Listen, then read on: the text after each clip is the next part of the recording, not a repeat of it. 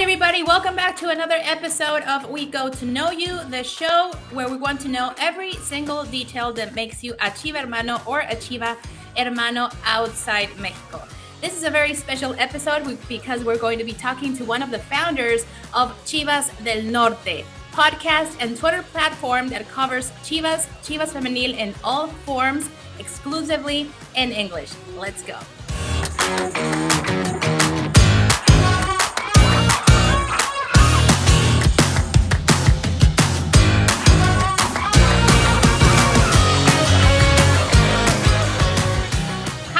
Welcome back. I'm your host, Gabriela, and I'm very happy to be presenting this second episode of We Go to Know You. Today we have a very special guest. He's one of the founders of Chivas del Norte, a podcast and a Twitter platform that covers Chivas and Chivas Femenil and everything regarding Chivas history and all the fans of the Chivas team all around the United States of America. He's a very special friend to me. I've had the pleasure to know him in person in New York City, and I'm very happy to welcome him as my second guest of this show. Without further ado, Alvaro for Chivas del Norte. How are you, my friend? Hey, Gabby. What's up? Hi, thank you for being here. I know I've been stalking you for a while, like, hey, you have to be on my show. You have to be on my show, but then again, if we are trying to reach out to this fandom of Chivas outside Mexico, specifically in the USA, I think I cannot do this without featuring you guys, and especially you, because you're like the main founder of Chivas del Norte. So if you are not following Chivas del Norte, I think you should. We're going to leave all their info in the description box down below. But let's start from the beginning, if you're okay with that. So the question I always ask everybody: where does the Chivas passion fandom comes from? Okay, so I think like most Chivas fans, our parents, right? I think my dad was a big Chivas fan growing up, so I just adopted that. I was a Chivas fan through my dad, and then grew up watching the games with him, watching the previas, watching the talk shows, everything, any Chivas stuff we could watch, we'd watch together. So it was just from my dad. I think my first memories of Chivas probably like 97, 98, around there. I remember. Oh my God. Yeah, he's like super young. He's like super I remember the what was it, Toros Nesa final, and then the Necaxa final. Yeah, I remember those two. I remember the Necaxa one a little more. I think that was more recent, but they lost that one, so that sucked. But I remember it, and then from there on, I have so many Chivas memories. Like, I don't know. I think we have a problem, Gabby. We have a problem. We have a problem. I mean, right now we can be like a little bit happy of what's been going on since last season. We've talked about this because we also have a joint platform on Twitter. That's a story for another show. But we try to talk weekly about Chivas, and we try to vent and celebrate when we have to celebrate, and cry and be mad when we have to be mad and we have to cry. But I think we have a serious problem, and that's one thing I think that really got us together, because I very recently, like, I don't know, like 2 years ago, of the start of the pandemic, I remember I was really we were like all immersed on Twitter and social media because there was nothing else to do. So now I remember I was, of course, a Chivas fan from my entire life, and I came across the Twitter in English, soccer in English community, and I was like, what? There's a Chivas podcast Twitter account that talks about Chivas in English? This is awesome. And I remember I started following you guys, and I was like, yes, I love this. So yeah, like I started to like get into the conversation at some point, and yeah, so here we are. And I think it's very important, especially for all Chivas fans in the USA, to you guys are like very popular already, but I think it's very important to have like this kind of platform also, where Chivas is acknowledging the work and the effort that you guys put into the love and the passion for the club. So yeah. Okay, coming back to the history lesson about you being like super young and remembering the game with Necaxa. Because yes, I've teased him about this because he's like super a lot younger than me. And have you been ever to? Of course, you've been to Guadalajara. So, what games do you remember attending? So I've only gone to one game. It was What? I think right before the pandemic. We went to the Oh, Super Clásico. mhm. We went. We got beat, but it's the experience, right? That counts. I think it was. That's always It, that's something that always yeah. happens to us as well. Like every time we're at the stadium, we're like, "Don't go." You remember you telling me, Gabby, "Don't go to the stadium." Yeah, I went to the Clásico. I actually went with Flo, and then I took my parents out there too. So it was a lot of fun. It was our first time in Guadalajara. We enjoyed the city. We went to Tequila. We went to Zapopan. Like it was just really fun. Like I said, we lost, but it was a great experience. And then I have watched them here. I think, well, yeah, I watched them play Celtic, but like Wow. years ago. Like it was at the old Giants Stadium. That stadium doesn't even exist anymore. It's not up anymore. So that had to be like '04, '05, because I think I was still in high school.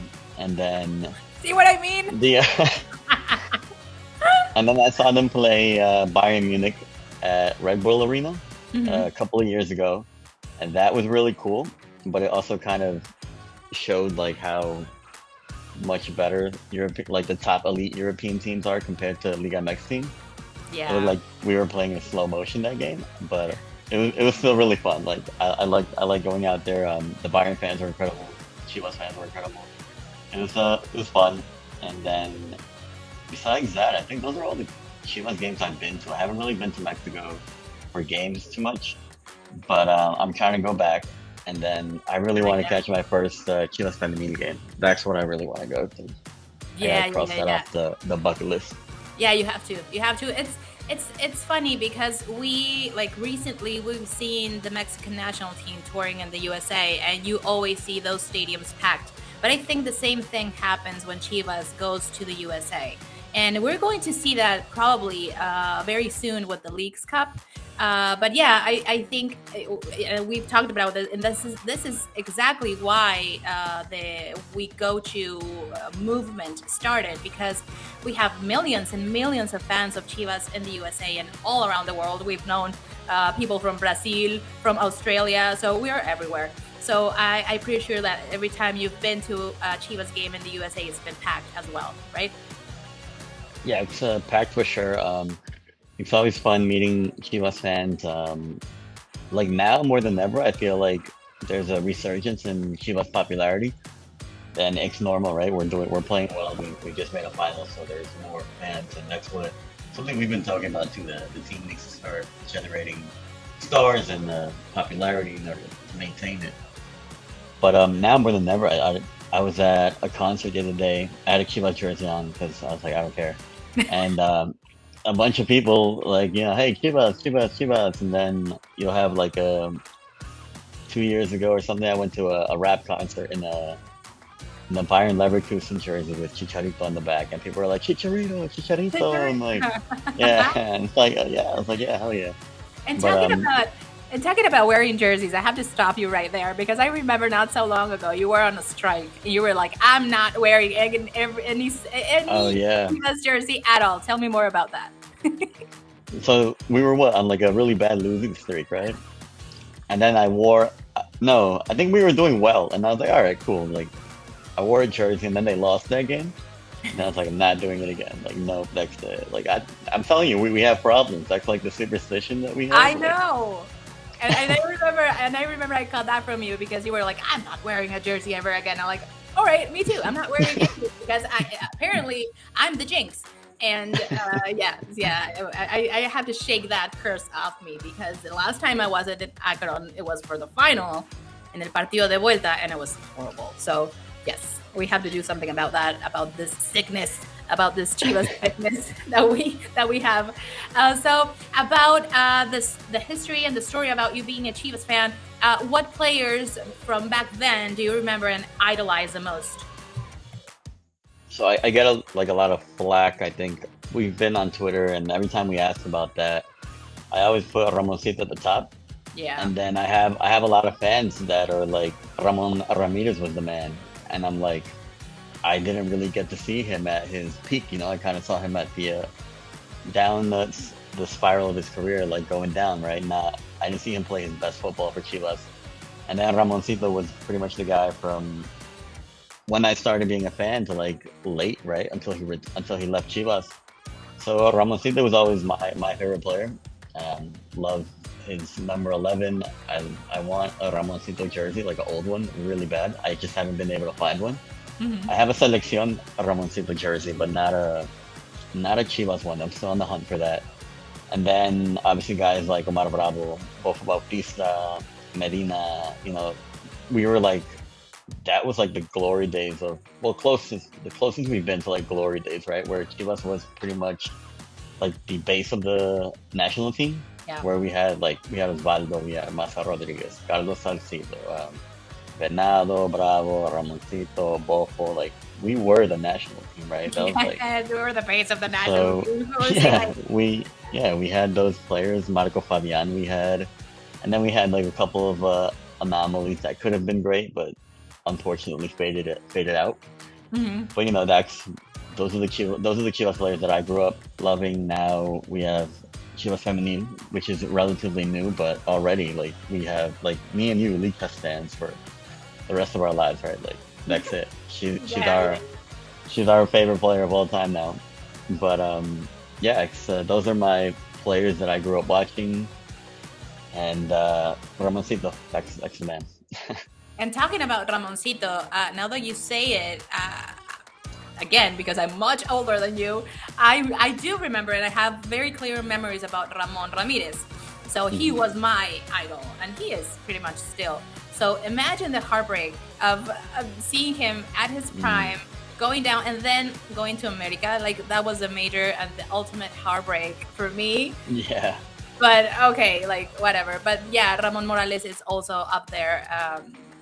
Yeah, and that's why I wanted to ask, like, what kind of player is like your like ultimate Chivas symbol, and right now, like, in the current roster, what would be like your go-to player? That's the thing. I'm not sure. Like we've been asking that question Really want to recently. It's like, remember we were. yeah, it's like we've asked that question, right? We're like, if you're like a 8-year-old Chivas fan right now, who are you looking up to? It's we've had trouble, I think, creating homegrown stars. So we've been bringing in players, but I think Nen is turning into that guy. I think kids right now, if you're 8-year-old, 7-year-old Chivas fan, I think Nene Beltran is a kid that you're looking at and you're like, this is my favorite player for Chivas right now. But yeah, there's not really like a guy right now on the. I just like the team in general, right? Mhm, mhm. I don't think I have a current favorite player. Maybe Brizuela, just because he's been here so long with us, and I really want him to win. Technically, he won the league with us, but I want him to be playing when He we win wasn't the league. playing. Yeah, Yeah, yeah. so I think Brizuela's up there too, and he has the Yeah, number 11. maybe. Yeah, and maybe those, because we were talking about cantera, like Nene. But right now, I can really see in a very short time. Like I know, like the ultimate goal is obviously to win the title, but uh, what we saw last season with Bocho, with Mozo, and everything that the team is doing collectively, like yeah, maybe you cannot pinpoint one specific player, but collectively it's looking good. And I mean, at the end of the day, got to the final. It was not the outcome, but we were like up there, and for 60 minutes we had it. So, and this time around on this new Apertura 2023, we are like on top of the standings. Everything is looking great and promising. So right now, I think Nene is on fire, and of course, the youth and all the youngsters and these like super, how do you call them? The baby goats. Baby goats, the baby goats, Hmm. Padilla. So again, about this subject, we haven't in the last seasons that we've been struggling to stay on the top and to classify to Liguilla and etc. Um, the cantera was like a little shaky. But right now, since 2 seasons, maybe the last season, most importantly, because they won Liga de Expansión, what are your opinions about we are like getting back that cantera and they're like stronger and fiercer than ever? Yeah, I think it's super important, right? I was just talking about how we grew up watching Chivas, and we've had players that shine for a little bit and then kind of fade out, unfortunately. And most of them were canteranos, right? We have like Giovanni Hernandez comes to mind. He had a really good run. Gaucho Avila, I think Gauchito Avila, he had a really good run. Might have been injuries that knocked him out, but now we're getting like these new little young players again that are like giving us vibes of the old days when it was canteranos would debut and they would impact right away. Obviously, the Yalpadilla and Chicharito comparisons started right away. We have Brigido just scored his first goal against Necaxa. So it's pretty great to have canteranos making an impact on the team. I think it's something that we love to see as Chivas fans, right? Those are homegrown talent. I think we put out a stat there that, so as of right now, because this might come out delayed, but as of right now, Chivas had 7 goals. 5 of those goals by canteranos, Nene, Padilla, and Brigido. So you want to create the stars, homegrown stars, and these kids are stepping up, right? Our bigger names haven't really had to step up and take over games because it's like a unit right now. We're working like a unit. So I'm excited for what these kids are doing. Like you said, Tapatio won the expansion league title. So that's always important. We've had a lot of success in youth tournaments and the expansion tournaments, but we've kind of haven't been creative. We haven't been bringing in players into the first team and letting them develop, right? They haven't developed. And this season, we also had players that were sent out on loan, and a lot of fans were mad, especially Yeah. Bouquet. Bouquet got sent out on loan. I think Organista got sent out on loan, if I'm not mistaken. And there's a little uproar, but then again, you got Padilla come in, you got Brigido come in, shine, and then it's like, Right. Hmm. then you kind of forget, that they got sent out there. But at the same time, we sent them to other teams so they could get minutes, right? If they're not going to play at Chivas, go get minutes somewhere else. Come back. You want Come to play for back. Chivas, make an impact. And hopefully that's what they do, right? Exactly. But yeah, we love seeing Canterano shine, and it's a pretty great moment to be a Chivas fan right now. So, okay, so let's talk about like Chivas del Norte, like the big star of this show. So tell us about how it was born. How do you guys came up with the idea? Of course, everybody. And if you're listening, you know who you are. You are coming. You're on my list. Flo, Luis, and Rigo. You're going to be here talking to me. So take it away. All right, so Chivas del Norte was a project we started in 2017, I want to say. And it originated honestly because I think I've said it before that we were with the colorful kit, and we had the idea of doing like a Mexico players abroad kind of podcast account. So we wanted to keep track of those players and talk about them. But honestly, I was too lazy to wake up at 6 a.m. for a team that I really didn't care about, right? Like it's nice that Catita played at like FC 20, but do I really want to wake up at 6 a.m. to watch a game that I have to watch like a crappy stream of, and for a team I don't really have any affiliation to? So we did that for like 2 weeks, and then we were like, you know what?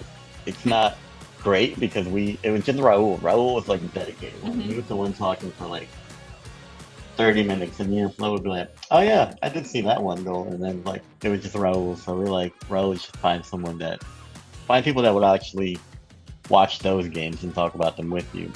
But then Raul was like, you guys should do a Chivas podcast because you guys always watch Chivas, and I was like, it's a good idea. So me and Flo launched that in 2017. It was us two originally. We launched a couple of episodes. Then Rigo joined us. Then Luis joined us, who's Rigo's brother. And then Melissa joined us when we started doing the Chivas Femenil Hmm. podcast. And Hmm. those are really cool. I learned a lot through her, and then those episodes are always fun.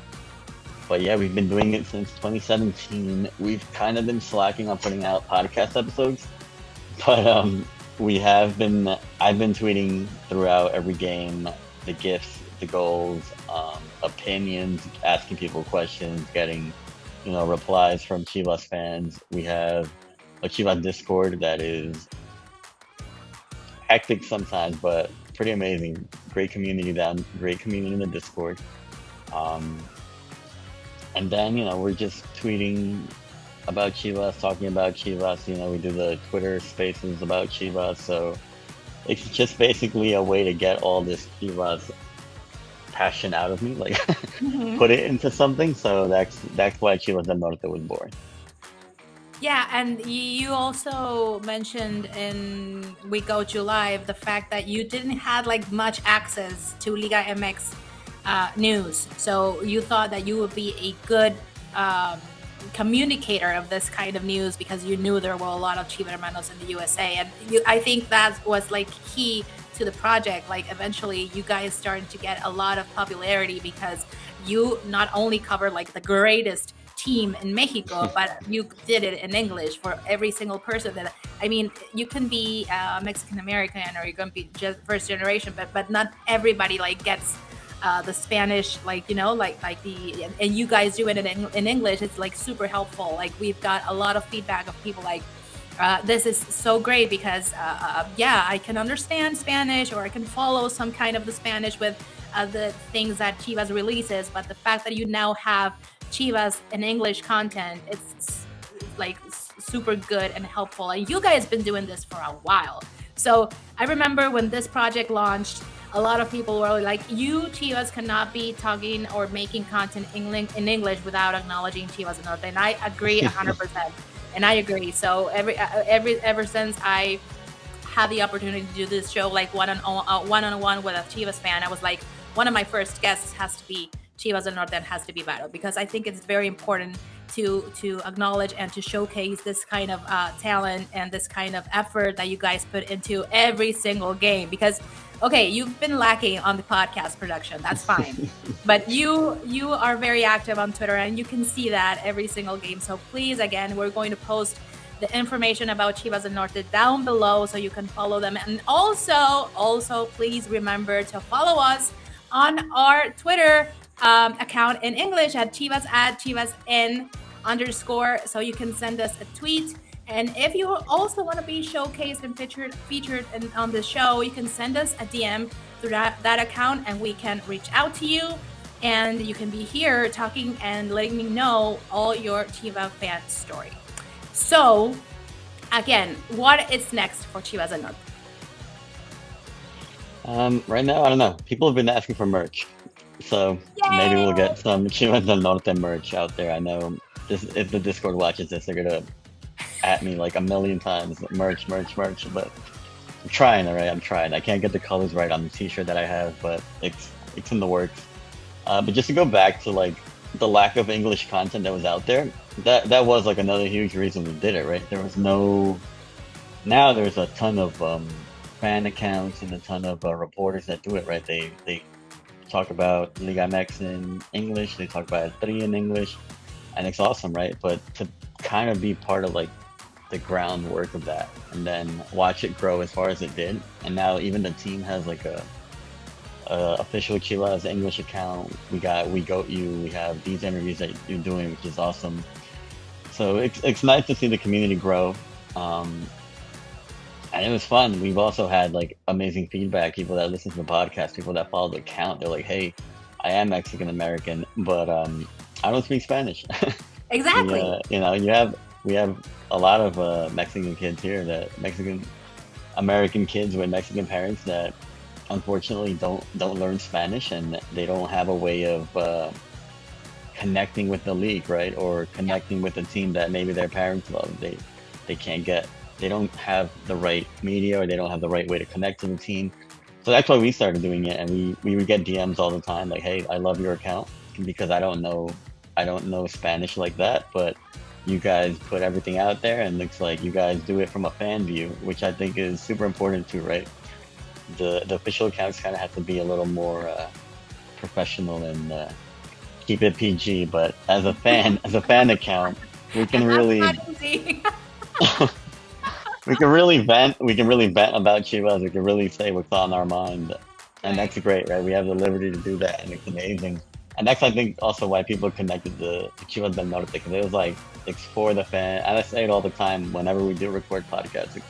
It's for the fans, by the fans, right? Yeah. We're never gonna bite our tongue or not say what we want to say. and that's the fun part, and that's why I think a lot of people love Chivas del Norte, and hopefully we keep growing, we keep doing this. I think we're about to hit like 4,000 followers on Twitter, which is awesome. We were like super hyped the first week we launched the account, and we had 100, I think, in over the weekend, and we are like, yo, 100 followers. Now it's like 4,000. Like, what the hell happened? Like, but I mean, it's awesome, right?